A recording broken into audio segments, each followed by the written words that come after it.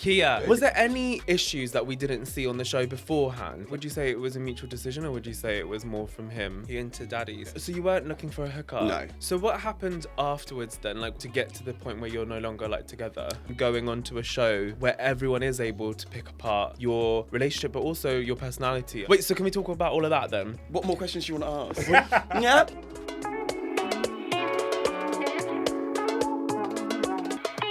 Anything terrible I say here might just overshadow all the terrible things that are in the press anyway.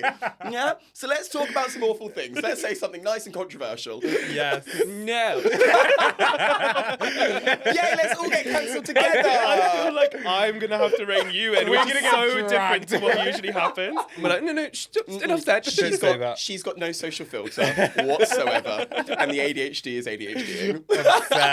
I love it. So we'll just see what happens. I don't know who thought it was a good idea to give me coffee. Keye. I'm now suddenly nervous. I don't understand what's happened in the last 60 seconds. It just got really... it just suddenly got real. But can we move the camera? Keye. No. Tell us your deepest, darkest secret. To avoiding my anxiously attached boyfriend. I avoided him too hard. Now I'm alone.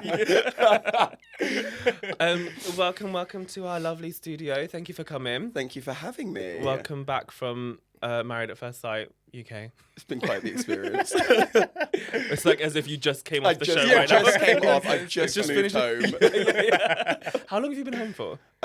5 months. So quite some time. See, I'm so out of it with the Yeah. time frames. I'm like they're filming it and it's literally been edited that night for the next no, day. no. 5 months. We've stopped filming at the end of April. Did you watch it all back? Yeah, most of it.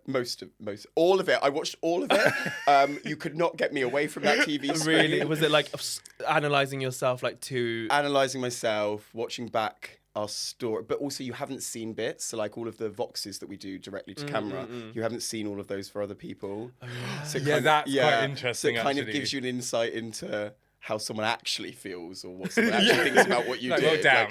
I thought we had a really lovely day. God, Kira's always at 110. I thought it was nice. Oh, that's so awkward. Yeah. I'd hate that. I'd hate that. Yeah. I'd So be it's like, kind in my of- bubble, just keep me in my bubble. I would have loved to have just stayed in the bubble. Watching it back was horrid. Why did you go on it? Why Married did you at go? First Yeah, Sight. why Yeah, did in you the go on the first show? place. Because it's quite a big deal, isn't it? It is. I think it is a big deal. I think had I not been married before, I wouldn't have done it. I wouldn't have wanted my first marriage to be some kind of public spectacle. No offense to No, everyone. no dragging offense the to whole like cast. everyone else. No, but that's No, I'm winding you up though. I'm joking. no, but that is how it came across, isn't it? I've just dragged everyone. Oh gosh, you're gonna have no friends at the end of this. No. But no, like personal preference for me, anyway. I think I've been married. And I know how important a marriage is to me. I wouldn't have wanted it as. I wouldn't have wanted everyone to have the ability to pick apart my Yes. marriage. fair. Whereas I've already done it. I know what marriage is. I understand like the commitment of that kind of long-term relationship, and the outside opinions don't matter as long as you're happy with your partner. So it then felt safer for me to go in and do it. Yeah. Because I would already have that. That didn't answer any aspect of your question No, it did. whatsoever, did it? Yeah. I think the reason I did it is because I'd only ever really dated as like this facade PR version of myself that I put on for different audiences. Wait, what does that mean? Yeah. What does that mean? Like I always had like this fake version of myself, like having to be over the top, having to be loud, and just to make sure that I was always people pleasing, basically. Oh. And I basically had a breakdown last October, which is when I tried to end my life. And then after that, did a lot of therapy and work on myself to kind of find who the real me was. And then I guess going on the show was kind of an opportunity to date as that version of myself, Yeah. but also with the help and support of like the incredible welfare team, the experts, and like the therapy team that we have behind the scenes as well. So it kind of just seemed like the safest environment to date as the real version of me. Yeah. As much as every therapist would disagree with that. Yeah. This is not what you should be doing here. Yeah. You have only done therapy for 6 months. You should probably continue working on this. Oh, that's amazing though, because like, I mean, I really like that you are so open about it, because I think people have this idea of people who might struggle with mental health, depression, anxiety, that don't have your personality. Yeah. Where you're so like, but have you always been bubbly and outspoken? But it's just was more of a coping mechanism. Yeah, it's always just been a coping mechanism and people pleasing and doing it to a point of like exhaustion and burnout, like agreeing to everything, going to everything, always being the loudest person in the room, bringing up everyone else's mood. Whereas now I'm still that person because that is part of who I am, but I'm that person when I want to be that person, not because I feel like I have to be that person. Yeah. This kind of goes in a little bit to what we were talking about before about introvert and extrovert and on your own times. It's that like cat-like energy of like I'll be big and bolshy, but I'll do it when I want to. It's on my time frame, not because you want me to be. Yeah. You know? So what was that like on the? Because I feel like there's a lot there that we will probably Unpack. get into. Yeah. I thought I skimmed over it really nicely. I was like, no, we've skipped through it all. We've given you some lovely footnotes, and that's enough. No more digging. No, dig away. No, I was just thinking about like having that kind of big impact in your life before, and then going on to a show where everyone is able to pick apart your relationship, but also your personality, I suppose. Like people have opinions on that. We saw quite a bit of it in the show. Yeah. And then you have the experts giving their opinions as well. And then, but it also felt like you and David were like almost like therapists as well for other people. Like it felt like you were the couple that people went to. Yeah. What was that like? I mean, it was a lot. Like, I won't pretend it wasn't. Like, it felt a lot of the time like David and I were giving a lot of time to other people's relationships instead of to our own and focusing on our own, which is what we should have been doing. But it's also the people that we both are. Like, I love everyone in the cast. So did David. We got on with everyone. And I love giving advice. Yeah. Terrible at following it. Great at giving it. I feel like the gays are great at giving advice though. Like people always come to us for some kind of like. Even though we can't get our shit together. Yeah. Like none of my ducks are in a row. We'll help you. But I'll tell you how to get yours there. Who was your relationships? Who were you close to? Maeve, incredibly close to. Nelly, Leah, Grace, Leisha, Beck, everyone. Like literally everyone. But Maeve is definitely my ride or die. Maeve is. Okay. Yeah, I honestly couldn't now imagine my life without Maeve. Oh, that's so cute. She's the lavender wedding we all needed. Oh. That's what we want to see. MAFS All Stars, Keira and Maeve finally get married. Yeah. Literally. Was it actually difficult watching it? I'd say some of the parts that I found really frustrating is like obviously not being able to like talk to the people that I want to talk to or yell at them. Yeah. Through the TV. Yeah. Was that difficult? Because there's some parts that were like with Leah, and there's parts with, I suppose, Joe. Yeah. And Maeve, and there was parts with Nelly and is it Stephen? Yeah. So much is going on, and also with Julia Ruth and Tavani. Yeah, there's loads of like situations there. That's stressful. It's a lot. Did it also give you? Sorry to interrupt. I just thought that. Did it also give you a different perspective on it from the people that you'd heard from about the situation, but then actually watching it back and being like, is that quite how it was communicated over? Yeah, to you? so much. But especially, do you know what? The biggest one for me was actually Nelly and Stephen, because Nelly did actually portray that story completely correctly. Yeah. But like even just like the the shut up or shut the fuck up or whatever he said to her in the bedroom. The way that when she told the story, it was like, oh yeah, that's bad. And then when you actually watch it, you're like, that's absolutely horrific. Yeah. Because I guess when she's telling the story, but she's not quite getting in the absolute like the level of venom that was put behind it when he said it, and you're like, how? Like, had I realised it was like that, I would have backhanded you. Like, how dare you talk to a woman like that? That's not 100%. Acceptable. So like it kind of gave more to it because you're not in a relationship unless you're in a relationship at the end of the day, and it just gave you a lot more of an insight into what it was because we were there to hear all of the stories, but then it kind of gave you the actual context of seeing it and actually seeing it there and then. Exactly. 100%. I just feel like there's so much of that. You know, like years ago, there's a movie called He's Just Not That Into You. Love that film. And yes, Jennifer Aniston. Absolutely wonderful. Honestly, and I think like I feel like it's not in a mean way to Nelly at all, but I just think like she knew deep down like he wasn't into her. It's just really hard to come to terms with it. But I find like men, specifically like straight men, like they really just have a tough time just being honest. Yeah. And just saying like they actually just aren't into it. And then it all unfolded that there was like, I mean, spoiler alert, but that there was like there was like flirtation with Julia Ruth, and then there was also Joe and Julia Ruth, like yeah.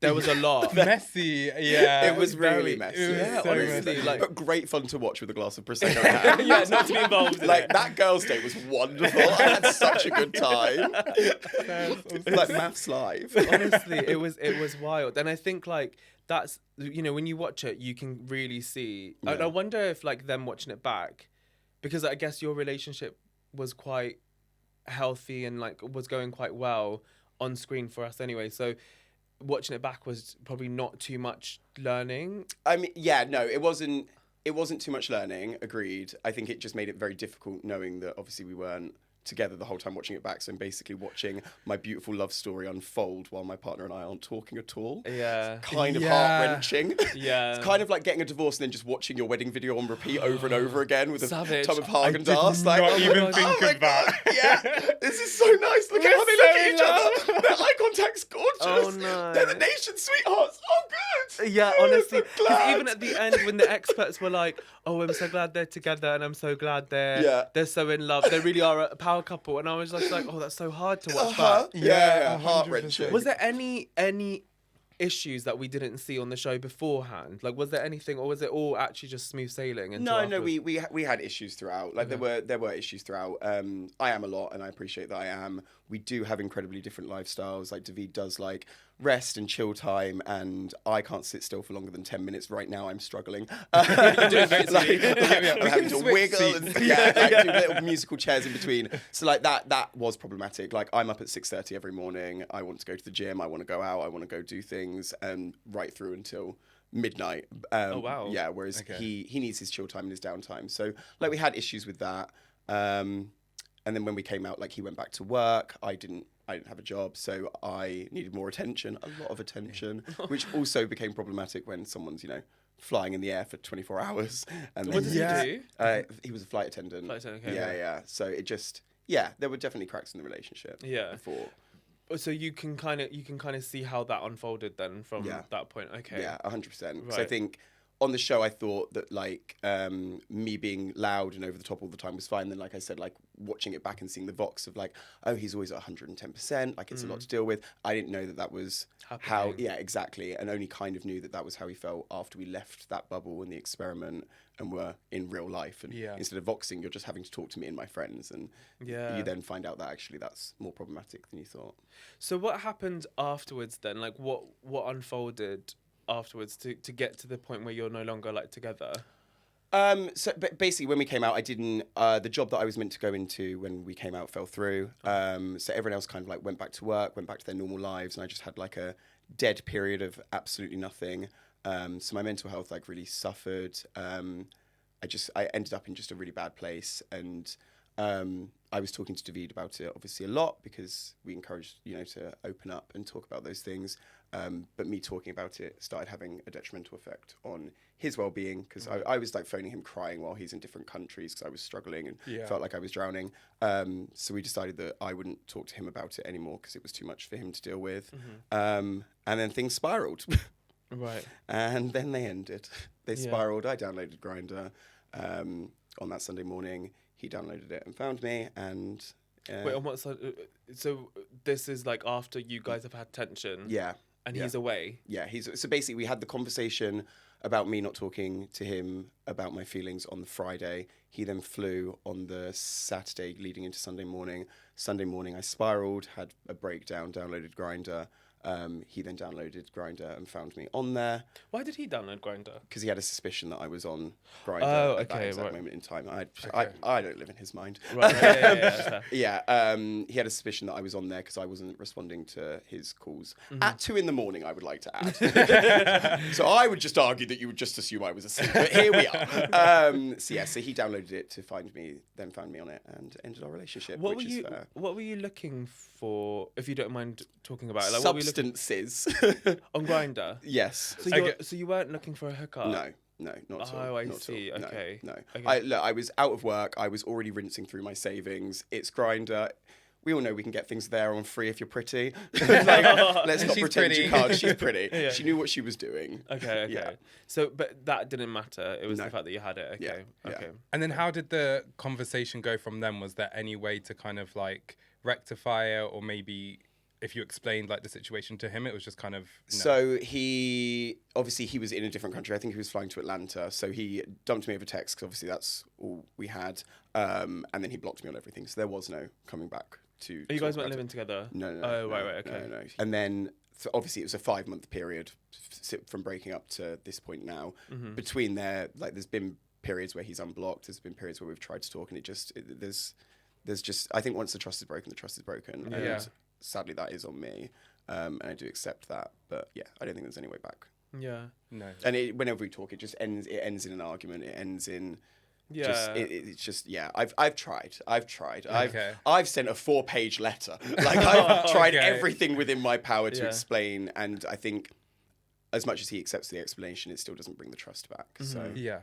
But it was it, would you say it was a mutual decision, or would you say it was more from him? More from him. Okay. I'm not going to pretend if he didn't knock on the door and ask me back now, I wouldn't be going back. Oh, Yeah, bother. okay. That's fair. I think it's really beautiful that you're so open and willing to like accept like the different accountability of like your part and Because how a that lot could of change. people could just lie about the situation Yeah. and paint him out to be a particular way, but your honesty is really... It's beautiful. God, how can I lie about it? Talk me through it. What would you go with story-wise? I don't know, because I We're feel not like gonna we're give you quite... pointers. Can I go back in time and lie instead? 'Cause this Someone is a stole lot. my phone and downloaded. I don't have a phone. What is What's Grindr? a phone? What's Grindr? What do you Someone mean? stole my credit card and went to Outdoor World. I've never been to Outdoor World. Confessions of a Shopaholic. No, I think it's really beautiful. I do think it's nice. Obviously, it doesn't undo like what's happened, but I think moving forward, you feel like you're really like constantly and openly willing to just work on yourself and work on like different aspects of what you need to do. But I feel like to understand how you got there, it probably is helpful to understand before Married at First Sight UK. I don't know if I have to say it like that. UK. Mafuk. I like it. Mafuk. That's what form of fook. I die. Oh God. Tell us a little bit about, I suppose, like your upbringing, your background, how you came to terms with your sexuality. All of my traumas. Yeah. Give us We everything. love Everything. What's that look like? So my dad is Jamaican. My mum is English, but my mum was raised in Germany because where my granddad was posted in the military. Okay. And my dad was in the military, and that's how they met. Okay. Then moved back here in 1984 when my brother was born, because he was born with cerebral palsy. Oh. And at that time, the German medical system wasn't great. So doctors said that he would live till like 1 year old. Moved back to the UK, he lived till 10, nearly 9, turning 10. So like it was the right decision. So I was born in Sandringham in Norfolk, where we lived with my dad until my mum and dad got divorced when I was 6, turning 7. Okay. And then we moved to Kent, and that's where I've been raised since with my little sister. Did you know your brother? Were you? Yeah. So okay. I was 6, turning 7 when he died. So when my parents got divorced is when my brother passed away. Oh, okay. Yeah, I'm yeah. sorry. That's okay. It's not your fault. No, I Or know. is it your fault? No, What did it's you not do? my fault. What did you do? Was it you? What did you do? I'm going to jump in again. I was like, no, I'm going to have a breakdown. It's just a joke. It's just a joke. Sorry, everyone. Humour's my really unhealthy coping mechanism. It's okay. I completely understand. Take trauma, but make it funny. I hope my therapist doesn't watch this. Otherwise, she's going to book me in for double sessions. I'm sure she'll be like, we need every day. We every come in day now. she's you back in. Yeah. Not buying you another second home. No, I think obviously that feels traumatic for the whole family, not just for you. So I feel like there is a lot of like work that I guess you'd have to go through with that. Yeah. What happened during the divorce period of your parents? Was that difficult, or was that quite? Do you know what the thing is? The divorce was kind of overshadowed because it was literally at the same time. My mum was going into divorce court at the same time as my brother was in a hospice. So like, Oh, really? as kids, like we just didn't really notice the divorce because mum and dad were always still together because obviously they were at the hospice together at Right. Caleb's bedside. So like, you didn't really realise your parents were separating. Like obviously we were still in the same house. Like nothing really changed until Caleb passed away, and then everything changed. Like the house went on the market. We didn't see dad anymore. Okay. We're suddenly moving schools and stuff. So like it changed drastically then. And that's kind of where my defense mechanism with the humor thing kicks in. It was like, keep mum happy, keep mum smiling, make everything light, make everything fun. Like, and it's just been that like that ever since. But it also means I have a fabulous relationship with my mother, so no complaints. That's really sweet. Yeah. And I mean, like, that really makes sense. Yeah. Sometimes it's just really hard to just accept that that's a really difficult thing to go through. Yeah. And like, I am sorry that you went through that. Not because it's my fault, bitch, but because it's a difficult thing. Yeah, and obviously it does weigh on you. And I know you probably don't, and you might not be at a place where you want to like deal with it in that way, and you're dealing with it in the way that you want to. But I think that's not wrong. Yeah. That's the way you deal with it. And I think if that's working, your therapist might disagree, but if that's working for you It right works. now, that's fine. Yeah. And I think if you're having a close relationship with your mum because of it, like, that's also sweet. Yeah. And it's nice that you can find some positives from such a difficult Yeah, period. I think like my sister, my mum, we all deal with Caleb's passing with humour. I think he was a fun, happy, bubbly kid for 10 years. Like, it kind of almost like treasures his legacy by talking about him in a humorous way, because he liked laughing. He loved people laughing. Like, so it kind of feels like you're continuing the legacy. Like, we can all get buried down and sit there and cry. Like, my mum lost her first child. Like, she could sit there and cry for the rest of her life about it, but it's not going to achieve anything. It's not bringing it back. It's not suddenly going to raise from the dead. So like, as unhealthy as the coping mechanism may be, I just think it's the best way to deal with death. There's no point in being somber and mourning someone for the rest of your day. Well, no one can tell you how to deal with grief, to be honest. And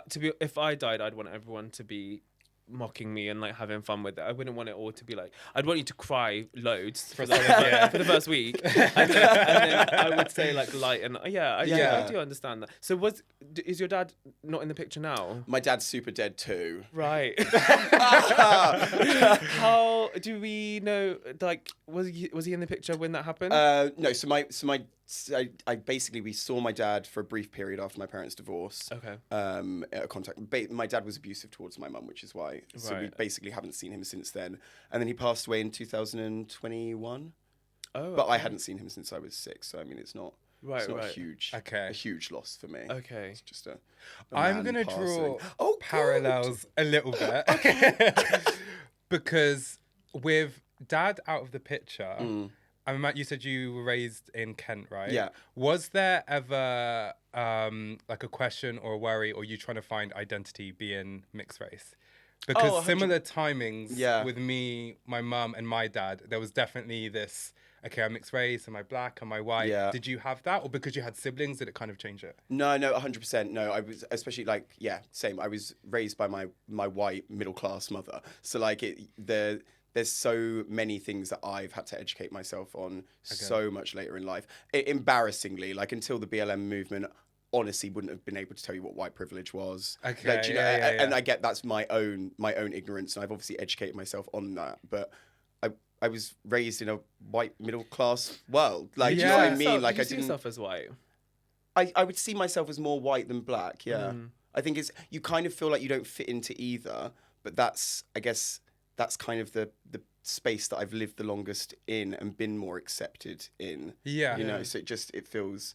Because I wonder, there's a lot of comments and stuff that we get on our videos about like, well, you're not white, you're not black, you are mixed race. Like, did you ever find identity in just being mixed race, or was it always quite difficult? It's just always difficult. It's always what about now? Now it's fine, because I understand the heritage and the culture on both sides. Whereas I feel like growing up, like I just had my mum, and tried as hard as she is, my mum's not a black woman. So she can only do as much as she can read in a book, as much as I can read in a book. So I think being older, like coming to university in London, I was in London South Bank, so I'm in Elephant and Castle, and getting more of that like mixed culture of friends definitely has been a huge learning curve for me. But Kent is a very, very white area. Like, I think me and my sister and one other girl called, I probably shouldn't just casually say people's names.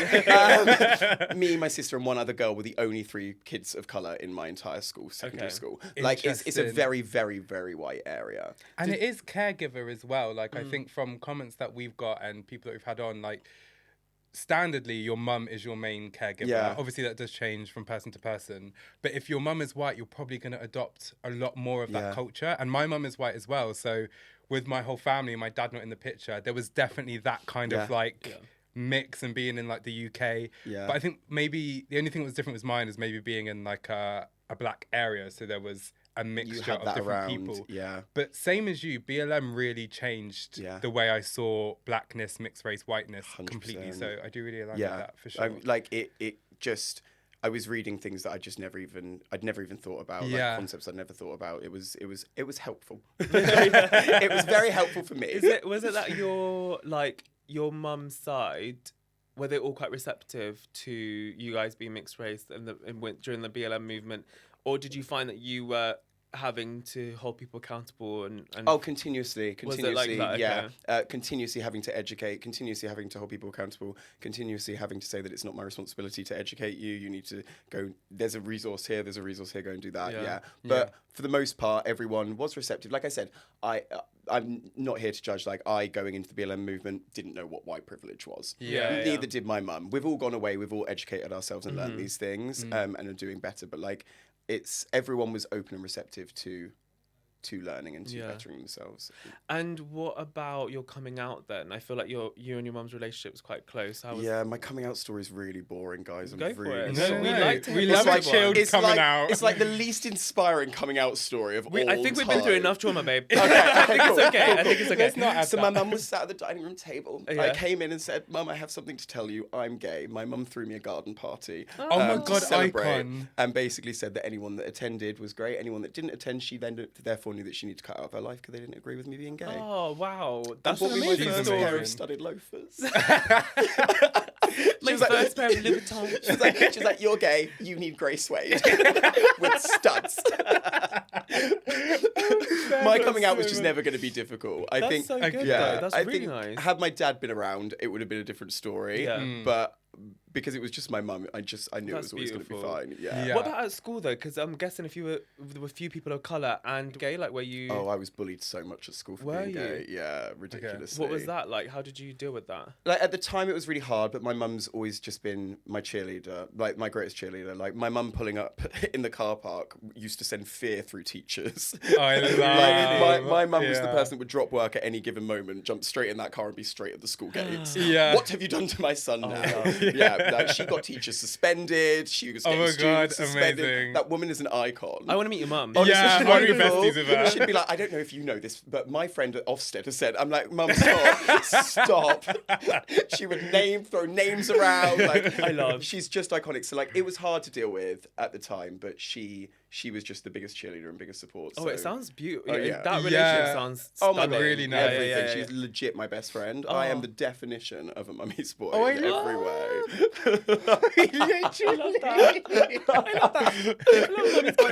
She's iconic. That is so cute. Yeah. Okay, let's go. Do you have questions? I feel like I keep interrupting you. Sorry. No. No, you're doing a great job unpacking all of my trauma. Don't worry. Don't add Josh into the mix. Shared trauma. Yay! Welcome to Keye's Trauma Dump.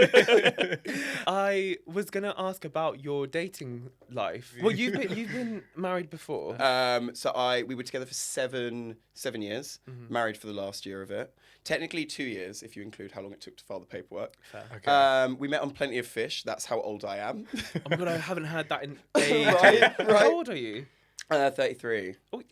Oh, is that right? Were you on Plenty of Fish too? Yeah. I actually was. Yeah, on my BlackBerry Bold. Yes. Oh my God. The red light's going. I've got a message, guys. Plenty of Fish. Oh no, I love that. Do I give him my BBM or not? You had a BlackBerry Bold. Yes. You were privileged. BBM. I had to have the curve. Oh, the curve. No. Yeah, I upgraded to the Bold and I got a job. My mummy gave me the Bold. Bless you. So we met on Plenty of Fish. He's like 8 years older. We started dating. I moved in within 3 months. How old were you? 19 turning 20. Oh, interesting. Oh, young. Okay. Yeah, young. You into daddies? Yeah. Yes, and if you would like to be my next daddy, you can find me at Kia Loop. Hot daddies. Zaddies. It's a specific bracket. And tax bracket. Yeah, the 50% one. Okay, so you found a daddy. I found a daddy. I would like to clarify, a very hot daddy. Okay. Like although he was older, remember, he would have still only been 27, 28 years Yeah, old. yeah. He's a rugby build blonde lad with bright blue eyes. Like, Okay. he was a hot guy. Okay. I regret nothing. So we were together for a really long time. It was a really difficult relationship. We were just both at incredibly different stages of our lives. Obviously there was a gap. And it was my first boyfriend. Like it was literally the first person I dated, I married. So like, it was an amazing relationship for the most part. And then toward the end, we were just in really different places. We both just wanted incredibly different things. He wanted a stay-at-home house husband, and I tried that for a year and just couldn't muster it, to be honest. It's bloody boring. Okay. Are you quite party?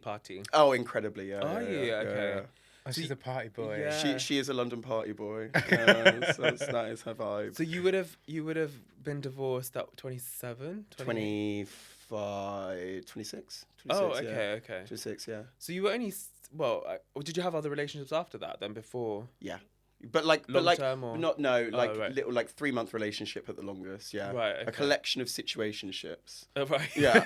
But I think the point is, and the whole reason that I went on the show and I guess had a breakdown is because all of those relationships are based in people pleasing. Like my friends would always say, like, depending on who I was dating, depended on how my personality suddenly was. Like I would basically chameleon mold and change. Yeah, exactly. Depending on who I was dating instead of dating as myself. So that's probably why I had a complete mental breakdown and needed to do that work and do this. So, what when you say mental breakdown, what did that look like? Because sometimes I feel like I skim over. Like a few years ago, I say I had a mental breakdown, and someone else that we know, I don't know if he wants it out, but like we'd call it a menti B. Like we kind of skim over it. I don't know what that is. I don't know if it's like a little bit of to like minimize coping it and make mechanism. it yeah, do you think? Because I'm like, I'll 100%. just say menti B or mental breakdown just to kind of lighten the load, but actually it was quite heavy. So it was like a cutesy little like deep depression that ended in a suicide attempt. So like it was like super cutesy, like really light, really fun.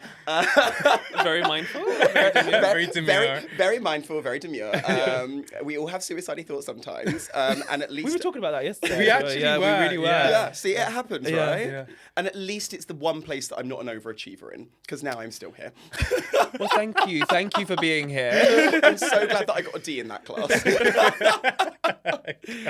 Thank you for being here. I actually do think it's important to talk about. Like I know you like to joke about it, but I do think it's important to talk about because, 100%. like I said before, you might not notice that with your personality, and I'm assuming you were like that before. So, what was that situation like for you? What triggered it? It was almost like a switch in my brain, and my mind was just like, no, we're not doing this anymore. It was kind of like I'd been playing the lead role in my life, all of my life, doing different parts depending on who I was dating, who I was with, what audience it was, and my brain was just like, no, we can't do this anymore. Like it's exhausting. We can't do it.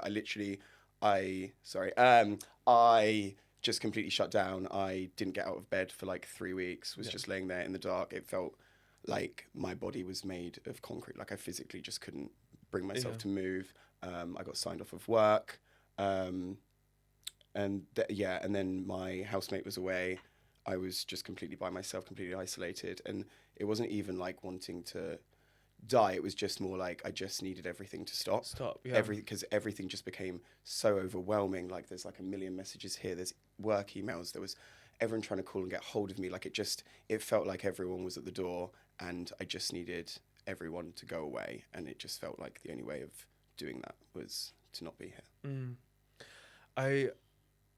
I think it's so so much easier doing that with jokes. No, Barbara, it's You okay. did so well. Honestly, like I think joking about it honestly is really important. I think it's really important, but I do think it's important to talk about it because depression, anxiety looks different for everyone. Yeah. And we were talking about that because I feel like since you've opened up, I'll open up as well. Yeah. There was a time where I was saying to him that it's not because he kind of was just wondering about why people would consider suicide. Must be nice. Must be lovely living in your brain. Can I trauma. Inshallah forever. But I think it was more like it's not about necessarily like it's not about wanting to die. Yeah, it's not. It's about wanting this feeling to stop or wanting this overwhelming sensation to stop. And I think that's the thing that people might not understand is it does feel like it's too much to just like talk to someone that you've always spoken to. Like I felt so heavy just ringing my friend that I would always speak to. Yeah. And I just wanted to do something. Like, I remember saying to her, she was so good. Shout out to Ellen. But I said to her, I was like, can we just go to a park and talk? Like, maybe I just need to be on a swing. And she was just like, yeah, sure. Like, she didn't ask why. And I was just like, I just wanted that nostalgic feeling. I wanted something light so I could talk about stuff. So I think it looks different for everyone, but it's also important to talk about how it looks like. 100%. Yeah. I think, it was hard. It was incredibly hard. How did you get out of it? So my flatmate Jess came back, obviously realised that something was going on. She just thought it was stress, and obviously I opened up to her and spoke to her, and she just laid there. She's just the most amazing person. It was like, fine, we're going to be depressed today. We'll be depressed today, and just laid in my pit with me until I came out. Basically, she encouraged me to go and get therapy. So I started seeing a therapist once a week, which was a huge help. We love therapy. Yeah, we love therapy. It's so hard and scary. So it's terrifying because like I'd always done therapy as well, but like in like that very quick fix kind of therapy way, like, oh, my brother's dead, so my mum put me in therapy for a few months. Oh, I've gone through a divorce, I'll do another few months. And then it's not until like you talk to was speaking to the therapist properly, and she's like, so I was like, yeah, but I did like 2 months after my last divorce. She's like, once a week, so you had 8 sessions, so you spoke to someone for 8 hours and you thought you were fixed. And it's like, until you rationalise it like that. You're like, and also to dive deep enough to really... It's like you just basically did 1 day's work. 1 day's work is all you've done. It's 8 hours. Like, and when you put it like that, you're like, fuck, I have not done anywhere near enough therapy for my trauma. Do you find also like in therapy, obviously you don't have to share like what's discussed, but fine. Like, do you find like sometimes I would go in with like an idea of what I want to talk about, and I mention one thing, and then she just like digs in, and I'm like, I didn't even think I wanted to talk about that. I want to go into an hour talking about this random shit that I'm like, no, but I want to talk about this. And then next time you're like, right, I'm talk about, and then again it's like, and I'm like, I didn't realize that shit was bothering me. No. Like, I didn't know I had to talk about that stuff. Not at all. Yeah. I find it so helpful. Like, she's honestly just wonderful. And you like go in and you're like you said, you're going in and talking about something. And you're like, I just needed to say it out loud. I just needed to hear it back. Now I realise that I'm not actually like, no, actually, I'm really fine with that. And then as you're saying it out loud, you're like, oh shit, I'm not fine. I'm not fine at all. She's like, your entire demeanour's just changed. Your entire face structure's just changed as you've said that. I'm like, oh, I'm really not okay with it, am I? But you're not looking at yourself normally when you're having these conversations. You need someone to be like, you everything about you has just changed the moment you've just mentioned that person's name, for example. If it was linked before to like relationships and being a bit of a chameleon and changing and maybe not finding who you are, after all the therapy and for future relationships, do you really feel like you've come in your own since then? Yes and no. I think I thought I'd come much further than I had. Okay. When I went in, I thought I was very much, again, I guess the quick fix thing again, I thought I was fixed because there were no more suicide-y thoughts. So it's like, I'm absolutely fine. Obviously I wasn't, and there were still parts of myself that I definitely feel like I adapted and changed while I was in there. But I don't know.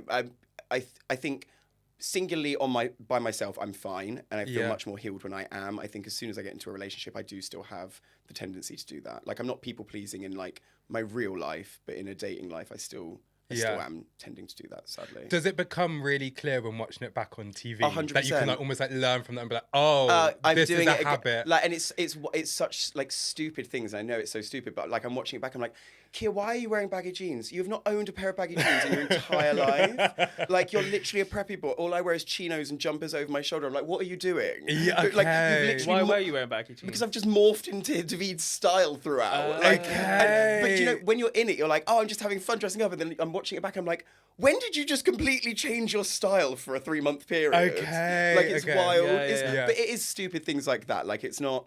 I was still like very much myself personality-wise, but like little things like that, you're like, I am still editing myself. There's parts of me that are still being edited to be liked by the person you're with, which isn't okay. No, but that makes sense because your closest relationship, not in a negative way, but with your mum, is like, I need to make sure she's okay. I need to uplift her. So it makes sense that your romantic relationships are that, where it's like, let me uplift them, let them like me for me, and then it probably seeps out to friendships as well. So you're like, I want them to, but I think the hardest part, and people pleasing is obviously like a epidemic. Like, it's not just you. We're all doing it. Yeah, literally. Because you want to be liked and you don't want to be seen as a bad person. But I think what we confuse is like setting boundaries, sticking to what you want to do doesn't make you a bad person and No. doesn't make you not liked. So you don't, even us, like, it's kind of like making me hyper aware not to say to you like, oh my God, you're so fab. Oh my God, you're so lovely. Because I don't want you to feel like you have to continue to be this way for me to say you're fab and lovely. No, because but please tell me I'm fab. you are fab and lovely.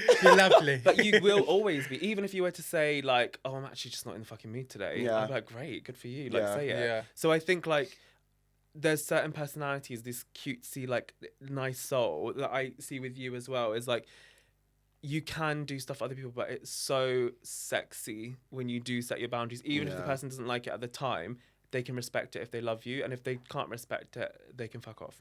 Agreed. So, Love that. yeah. Love that. Yeah. I think one of the biggest things coming out of it with the burning out, like after the little depressy period, was just those friends that were like, Keye, we can be around you when you're at 0%. Like, you don't need to talk, you don't need to be bubbly. We'll just, and like I said, with Jess just laying in bed with me and just rotting with me silently. And I'm like, I now just really appreciate how many of those kind of people I have in my life that are like, it's fine, we can just silently walk and get coffee. We don't need to talk. Like those people, it doesn't feel like I have to always be entertaining or always be putting on 110%, which is it's good. Yeah. We love. We do love You just need that. to find a partner that accepts that now too.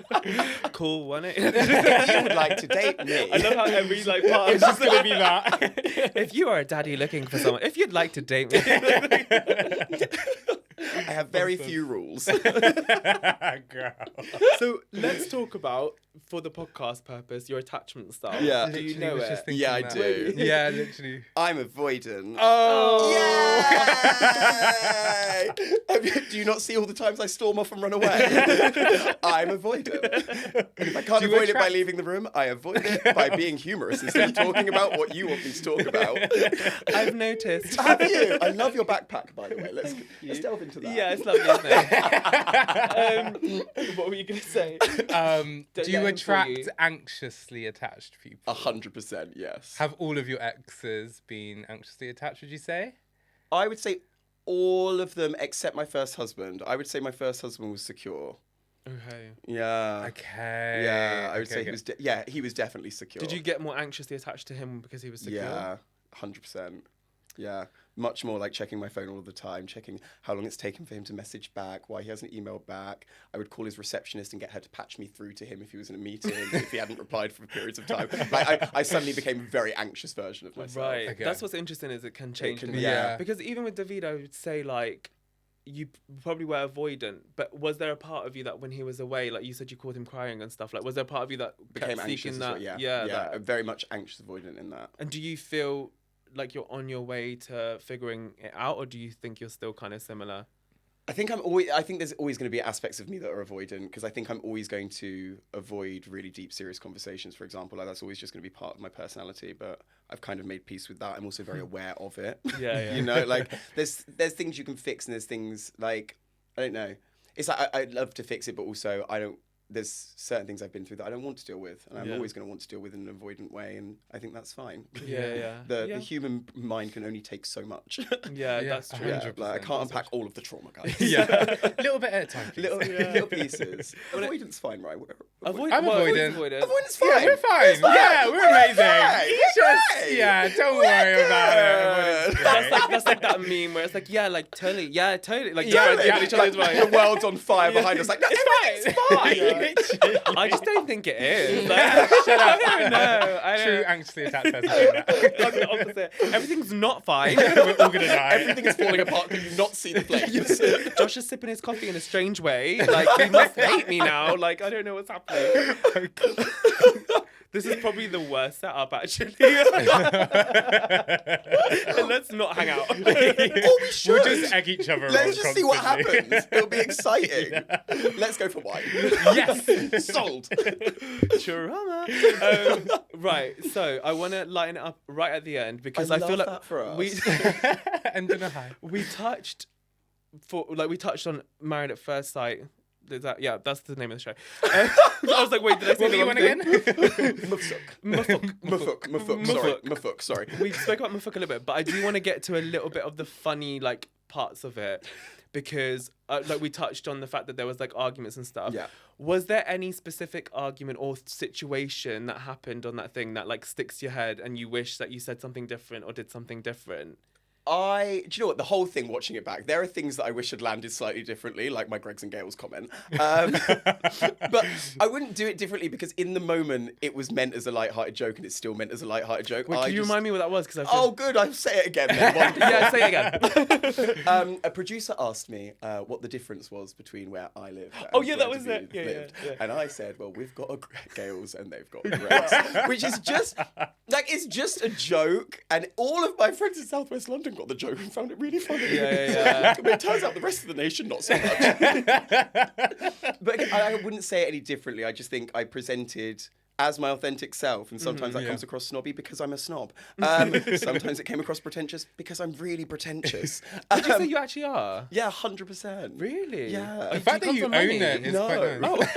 No, the whole thing with pretentiousness is that it doesn't have any financial backing. Otherwise, it's just called rich. I'm not rich, I'm pretentious. I love that. I work very hard to surround myself with beautiful things. So funny. Like, I'm relatively down to earth, but they're all of them were off the cusp, like that have been Humorous. taken in a really bad ways. But I regret nothing. I said what I said. Do you know what? But also you've got to remember, like, everyone is so multifaceted. Like, there are so many different aspects to everyone's personality. So yes, I made 5 or 6 comments that were slightly pretentious and snobby. You see it in one hour episode. The homestay was 6 days. Yeah. They were across 6 days. Obviously, if I was saying them all within an hour to David, yes, that's kind of just bullying. Yeah, but what yeah, it was flippant remarks over the course of 6 days in between light jokes and while having lunch and go for, like, Yeah. it wasn't Yeah, quite yeah. as deep as it then suddenly comes across. Yeah. Okay, fair. That you're a prick. Do you know what I mean? Like, had I actually just spoken down to David like that for an entire hour, we probably wouldn't have continued dating for another 3 months after that. Yeah, that's very true. Okay, two things. One, because I want to talk about them and I want to get your opinion because you're on it. One is talk about Ashley and Grace, and I do want to talk about Julia Ruth a little bit because Okay. I was quite surprised because obviously you do come across quite like bubbly, whatever. I was quite surprised at the reaction that you got with Julia Ruth at one of the points. I think it was one of the dinner. It was one of the 6-figure salary. No, I recall. I remember it well. Not me being pretentious again. Oh yeah, Yeah. Because I was like, isn't everyone on 6 figures? To Josh, and he was like, calm Girl, down. And I was like, oh no, no. wait, no, I'm don't make a I'm comment. saying Don't make a nothing more. comment. No, I'm saying nothing. No, because else about my this. maths is terrible. So I was like, wait, 20 grand is 6 figures. And I was like, oh no, wait, everything above 100k. And I was like, pretentious. Yeah, so that one. I have no further comment. Yeah, because I found it really interesting. Because at first I was just like, oh yeah, you go, girl. Like, you're doing what you're doing. And then I was like, oh no, wait. I feel like she's kind of picking on Ellie a little bit here. And I feel like it's getting tense. Yeah. And actually, there was a certain situation where I was like, she's really not understanding that she's doing a lot wrong. But then also there was a feeling from watching, obviously I don't know about the time, where I was a bit like, oh, I do get it. And I would totally be with everyone else. But it does feel a little bit like, Witch hunt. let's ease up a little bit on Yeah. her a little bit. I think the problem is, like, it would come across witch hunting, I think, if she'd upset one person and everyone was piling in. The reason everyone was piling in is because everyone piling in was someone she'd upset. Like, if you're gonna go Got around you. a room and smack 6 people in the head, don't be surprised when 6 people smack you back. Yeah. Like, if you only wanted Nelly to come for you, just come for Nelly. What you've done is you've attacked Nelly, you've attacked Maeve, you've attacked David. I think my irritance was just how much time David had wasted. Like I said, like, we were always giving advice. The amount of time he spent giving Julia Ruth advice on this relationship when she's giving him false information was like, that's time you've taken away from my relationship with him. So mine was less like anger and more just like frustration. Like, you've stolen time from me that I can't get back. Yeah. We're only in this for 11, 12 weeks and you've wasted time. He's going out for coffees with you for 2 hours every morning talk about- when we could be doing something, when you're talking about nothing because the things you're telling him about You're your not giving relationship accurate aren't details of true. what happened. Yeah. Did she ever say 100%. why she didn't want to talk about the sex side of things? I 'Cause think that she didn't make talks. sense. I think she talks through it. Okay, fine. Because I'd love to tell you what she said, but I've But I got to be don't- honest with you. I have No. absolutely no recollection 'Cause whatsoever. I don't think- I can I make think- something up. No. No. So basically, Julia Ruth said, I was Bravo. I was just thinking. I think it was skimmed over because I don't think it made because she's so sex positive and Yeah. so it didn't. I don't think we understood exactly why. Properly, no. So that was one of the things. but I will say what she did do is she took accountability for every mistake she made. She also is probably one of the only people on the show that made a mistake and then sat there and just took it. Fucking Like, she yes, didn't mate. avoid it. Like, I have so much respect I for could someone not. that's like, Yeah. I will sit here and I will take what you throw at me now because Yeah. my hands are up. I did wrong, and I've got so much respect and That's time for that. very powerful. So much Anyone could have respect. just walked Yeah. out Yeah. or She just, I'm not filming She could've anymore. done Like, that. Exactly, yeah. she could have done a Yeah. Stephen or a Joe, just not shown up. yeah. I'm not Yeah. doing it. I don't want. Yeah. I don't want. Like, but she every single occasion She was shows up. there. She shows up. She Yeah. takes it on the chin, and I've got the utmost respect for that. Yeah, same. that is same. very true. We all make mistakes. The only thing that I was a little bit annoyed at is that I really loved her when she first came on, and I thought she was Yeah. absolutely. I mean, She looks she like knows a it. goddess. She's stunning. She is. Like- she Oh my is. God. Which is why she gets away with being so mean. The ratios are fine. She's Yeah. hot. You can be hot and mean because then you're just iconic. Yeah. Oh my god, especially to the gays. That's what Exactly. she Yeah, gets on with all the that's- gays. Do you know what Yeah. I mean? Devil Yeah. Wears Prada, Yeah. Christine Quinn. As long as Yeah. you do it and make it fashion, Yeah. we'll worship Yeah, you. she's an icon. You're just a Literally. bit like, oh my god, I can't believe she's there, then, but it doesn't matter. She's She's fucking hot. hot. Yeah, I cannot believe she has just said that, but she is wearing a black leather cat. Mother. Where's the line? That's so funny. And I guess the other one is Grace and Ashley. I just couldn't understand. There was a point of it, and it might have not been on camera, but there was a point of it where I was like, why is no one just telling her, like, you guys are just not right for each other. Like, you guys are really just not able to communicate. I think there's so much more to the Grace and Ash story that isn't shown, but it is not my story to tell. That fair, is. fine. Grace lives 10 minutes down the road from me. We do Barry's together. She came round for family bolognese night the other night with my flatmates. Cute. We're all part of a group chat. She's literally family. The woman is such an incredible support. She has come over and just taken me for walks when I'm having panic attacks. Like, the woman is absolutely iconic, and I will not fault her. And I just think there's a lot more to that story, but it is her story. It's her story. And to tell, honestly, it's not. it did feel Yeah. like that because there was a couple of people that came up and said, like, that's not quite how he said it. I Yeah. think there is a lot more of, like, it showing her, and she was saying that, which I think is great that she did, is like, you're making me look like this person. Yeah. And I feel like there is obviously an element of that. But yeah, that was I think no, she's an incredible human being. Yeah. Love her to pieces. That's very, very cute. Yeah. Ride or die over here. Yeah, I love it. Once you're in, you're in. Yeah. Like, I don't have social friends, I have family. Once love- you're in, it's like the mafia. Yeah. No, I love that. I will protect to the death. Love. Grace can go out and murder someone and I will bury her. She's an angel. She is an angel. My baby did nothing. Okay, so what is the plans for you? What have we got to watch out for? Yeah. What have we got to watch out for? I What don't am need to I ask. doing? You tell I have us. absolutely no idea. I'm that. kind of just winging it at the moment, Okay. to be completely Okay. honest. No, I'm hopefully going to do some work with Mind Out Charity. Because it's a charity that really helped me, which I think is really important to give back there. Barring that, I have absolutely no fucking idea. Fair. That's the best way to live life. Does that feel okay to you? Yes. It's like getting to the end of its tether of feeling okay. Yeah. I'm like, I need some kind of structure. Okay. I don't do well with no structure. Okay. But at the moment, it's fun. At the Okay. moment, we're just kind of riding the wave. Because I have no idea what I actually want to do. That's fair. You've got lots of time to figure out. I've got loads of time. It's Christmas. I'm going to Kent. It's Yeah, fine. exactly. Yeah, Spend time with your mum. Exactly. I'm my Yeah. mum's problem for the next month. We'll work it out in January. Yeah, exactly. New year, new me. That's so Oh my god, I funny. can't wait for the new me. They're always such wonderful little versions. 0.5. Yeah. And how are you feeling now? Are you feeling better and like your mind state and all that sort of stuff? 100%. Yeah, Yeah. I'm still doing therapy weekly. But I feel so much better in myself. I feel good. so much lighter. The breakup was 5 months ago. Like it's a long time. Yeah. Yeah. Oh, We're good. thank I'm you. ready to date again. So Kia 07969. There's going to be a pop-up. Just Yeah, at the you can bottom. have just a pop-up banner, yeah? Perfect. Slide into the DM, send me a WhatsApp. It's all fine. I'm open. I am open for business, and I would really love someone for cuffing season. It's coffee season. Yay! Oh god, that went high pitched, didn't it? Thank you so much. It's You been have a been pleasure. amazing. I hope you've enjoyed it. I've actually had a wonderful time. I love I'm saying that. that genuinely. I'm glad. We have to. This I'm not has been people amazing. pleasing. I can't trust you. Trust me. Thank you so much. Thank Lots you. of We love. loved it. And thanks everyone for watching. Catch up next week. Bye.